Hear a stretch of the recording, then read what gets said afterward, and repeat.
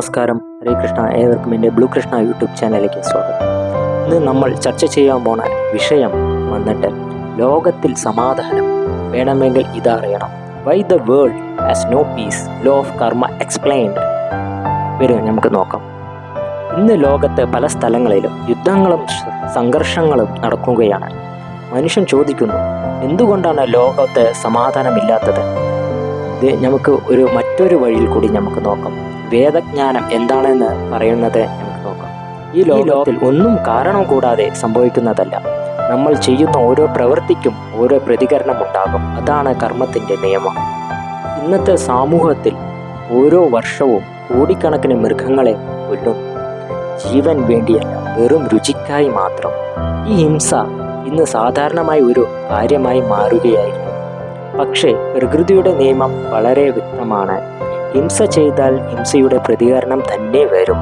ഋഷി ഭക്തിവേദാന്ത സ്വാമി ശ്രീല പ്രഭുപാദ് പറഞ്ഞതുപോലെ, ലക്ഷക്കണക്കിന് നിരപരാധികളായ ജീവികളെ കൊല്ലുമ്പോൾ ലോകത്തിൽ സമാധാനം എങ്ങനെ ഉണ്ടാകും? ഹിംസയിൽ നിന്ന് സമാധാനം വരില്ല, കരുണയിൽ നിന്നാണ് സമാധാനം വരുന്നത്.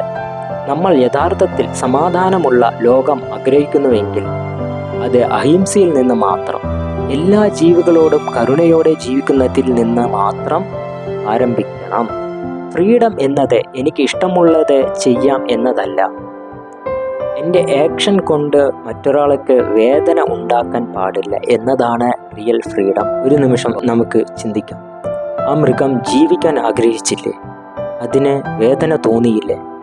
അതിന് ഭയം ഉണ്ടായില്ലേ? നമ്മൾക്ക് ജീവൻ സൃഷ്ടിക്കാൻ കഴിയില്ല. അപ്പോൾ ജീവൻ എടുത്ത് രുചിക്കായി ഉപയോഗിക്കുന്നത് അത് നീതിയാണോ? ഭഗവത്ഗീതയിൽ 5-ാമത്തെ അധ്യായത്തിൽ 18-ാമത്തെ ശ്ലോകത്തിൽ ഭഗവാൻ ശ്രീകൃഷ്ണൻ പറയുന്നു, വിദ്യാവിനയ സമ്പന്നേ ബ്രാഹ്മണ ഗവ്യഹസ്തിനി ശുനീചൈവ സ്വപാകച പണ്ഡിതാഹ സമദർശനഃ.